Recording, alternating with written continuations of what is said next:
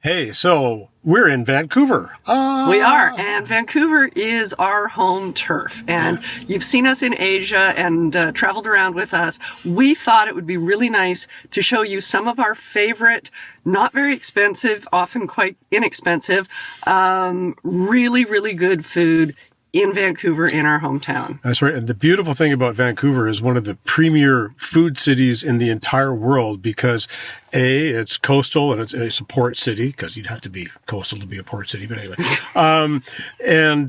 there is a huge variety of a patchwork quilt, if you will, of many different ethnic backgrounds. So we have a magnificent Chinese population in Vancouver. In fact, Vancouver is about 60% Chinese now. And there's Japanese, there's Korean, there's Vietnamese. We know all about the Vietnamese. Yeah, you do.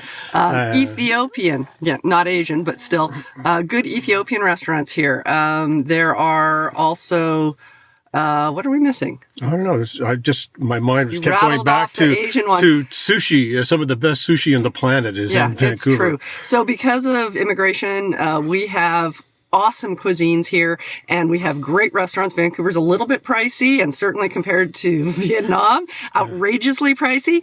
But we're dedicated to bringing the cheapest eats in Vancouver possible. So. We'll let you know if we wander into one or two that are not the cheaper eats. Oh, Malaysian. Oh God, yeah. We had forgotten Malaysian. Anyway, lots of great eats. And today we're going to take you to one of our favorite places. It's called Congee Noodle House. And it was closed for 3 or 4 years. About that, yeah. They had this weird thing happen. Too much detail. They had a sinkhole happen in the middle of the restaurant, and they had to close the restaurant down. And not while we were there. No, so. And I don't think anyone was hurt, but it was much, moaned about in the community because it's the best congee in the city, right? It is. It's the best congee in the city. So we're going to take you there and have our favorite congee here in Vancouver. So we're going to sneak in the back way here because they're building a huge SkyTrain development out front, and it's very hard to get parking and get in from the front. So pro tip is sneak in through the parking lot in the back. They also they do have a parking lot, because parking around here can be a bit difficult. They have a parking lot in the back, but it's a really tight one. You'll have to inch your way in and out to get into a spot. It's really tight. All right, so we're going to wander in the back steps here.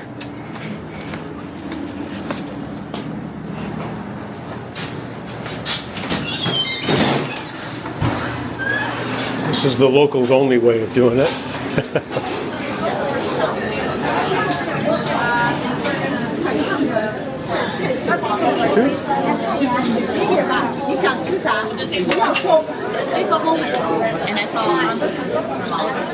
All right, so we have a table.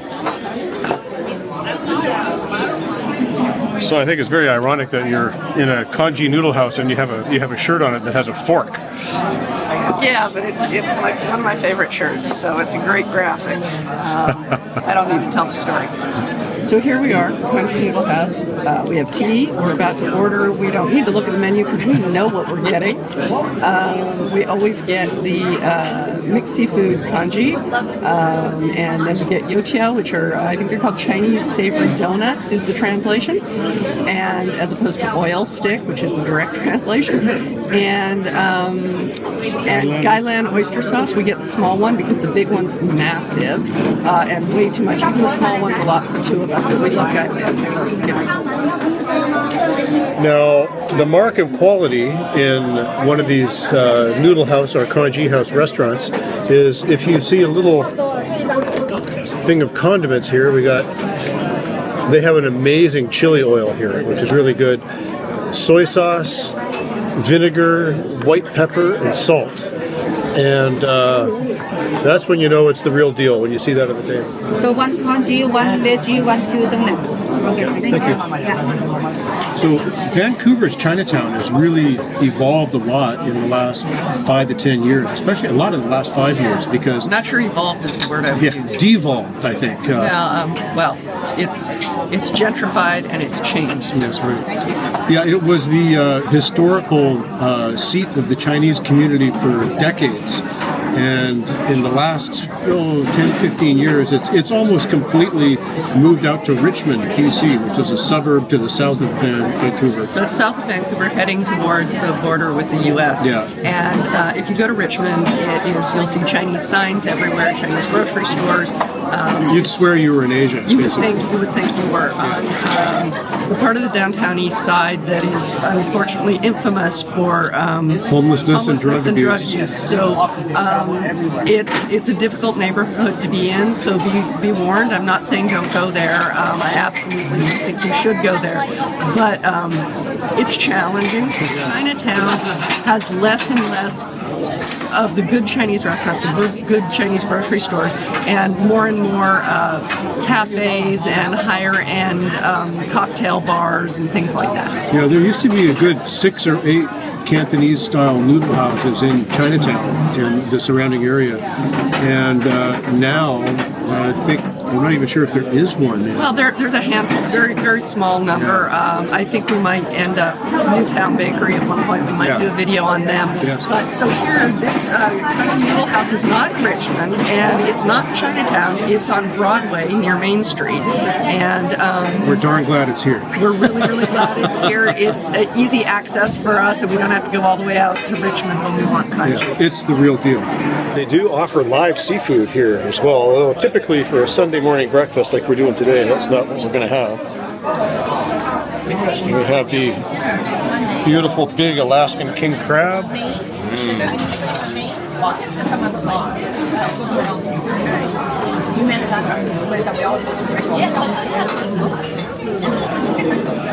So the youtiao, is that how you pronounce it? How do you pronounce it? My tones are terrible, It's so fine, yours honey. are good. No, let's just call them Chinese donuts. shall we? Chinese donut? But that just sounds so lame. I know. Okay, Chinese donut. You can clearly see that the revolution has failed because there's no hole in the middle. So, those crafty devils. They've done it again. Anyway, these are great, but they're very simple, and you use them for dipping into your congee or snacking on otherwise. So there it is. So you can see how busy this place is. It's about 12:30 on a Sunday morning, Sunday early afternoon now, and this place is packed with happy snackers all the way around.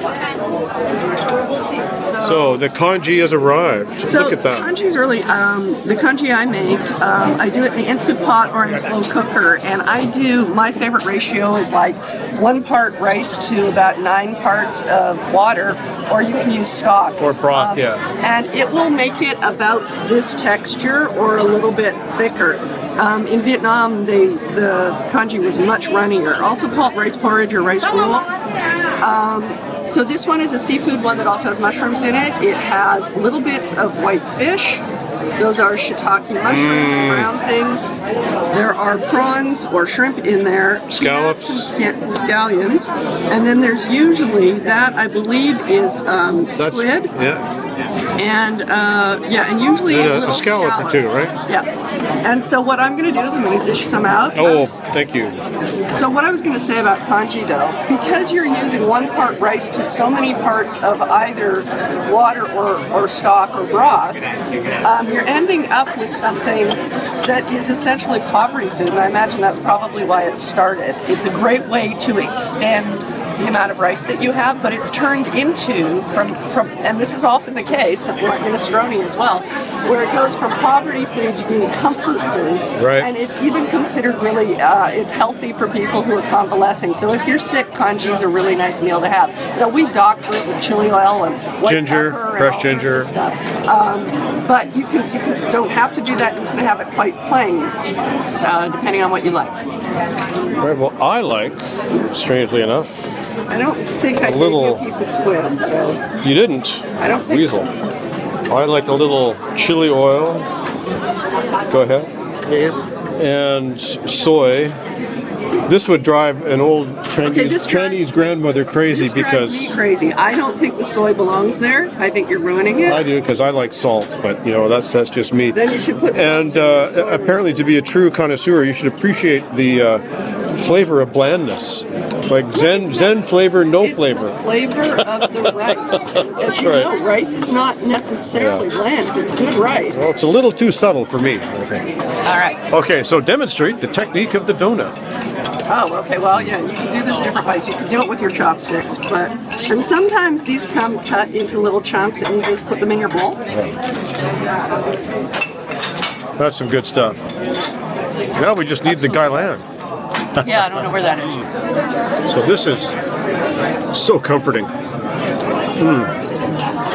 And I'm the guy who likes to just have the congee by itself and save all the wonderful chunky bits at the bottom.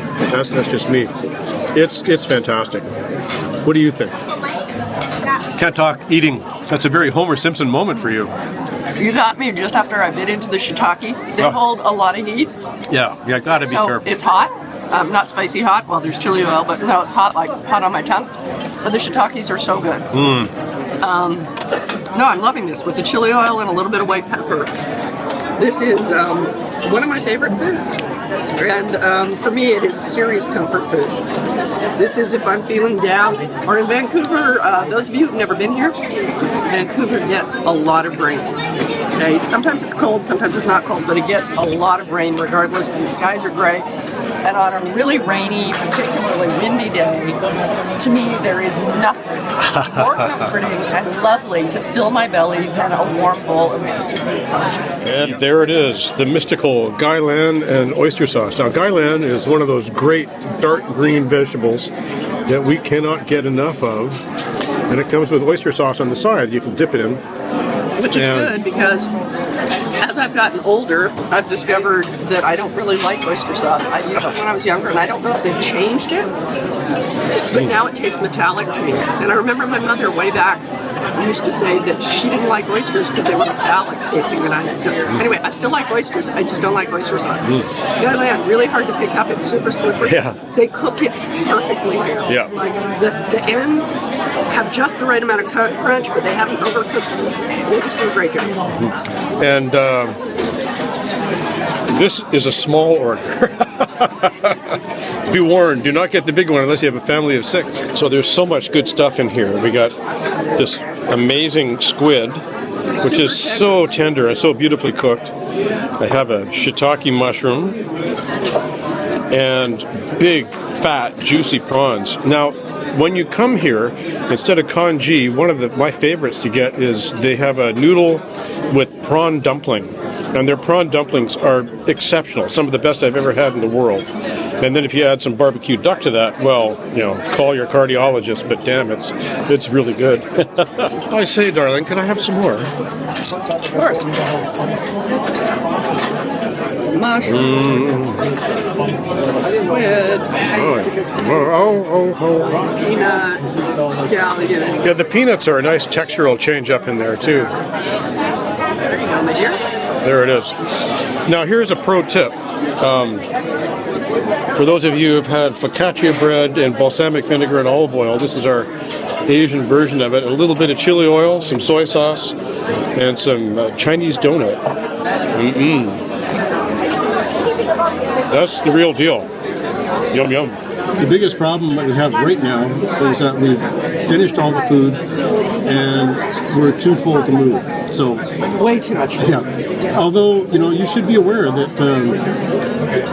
for people our age anyway, which we won't disclose, one big bowl of this to share and some Chinese donut is really enough. Well, and the veg. The veg is huge. And we finished that whole plate of gailan, which is kind of amazing. Good for us. We got our veg in. Yeah, so I think we're gonna go pay for this and see what the damage is. The traditional Hong Kong style noodle house always has the roast pork, the soy sauce chicken, barbecued pork, and this lovely barbecued duck hanging up here. A big side of pork. Look at that. And they do takeout. So you can come here, grab some barbecue meat, and go make your own dinner at home. It's really quite awesome. Oh. All right, so that was $29.40 Canadian. Now, of course, we got a tip on top of that. Vancouver, unlike the places we were in Asia, Vancouver is a tipping culture. Yes. It's expected. It's more than expected. We can talk about that maybe in another video. It's more than expected. It's necessary. And it sucks. But it's the way things, it's the system here. And you're really doing a disservice to your servers if you don't tip. Oh yes, I should point out they do cash or debit card only. Canadian debit card.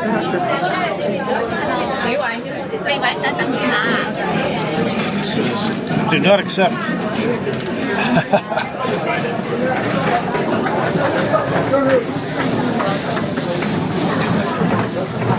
So, with the tip, that ended up being $35 Canadian, which these days is considered reasonable. 5 years ago, not so much, but these days, for both of us to be absolutely stuffed for lunch or dinner, $35 is a deal. And that's, you know, US dollars, that's probably like $25 US.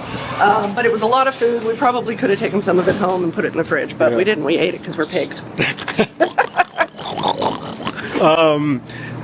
Congee Noodle House, one of our all-time favorites, and if you're coming to Vancouver and if it's rainy, strongly recommend you get your buns inside of Congee Noodle House. You can spend a lot of money there. Rob did some video there of someone else's lunch, and if you're doing like the seafood thing, you can spend a lot of money on the seafood there, like a lot of money. What was you said the king crab was like they almost had dinner $1,000? for like a dozen for $1,000 or something. So you like can that. do that, but that's not our style. Yeah, because we're frugal.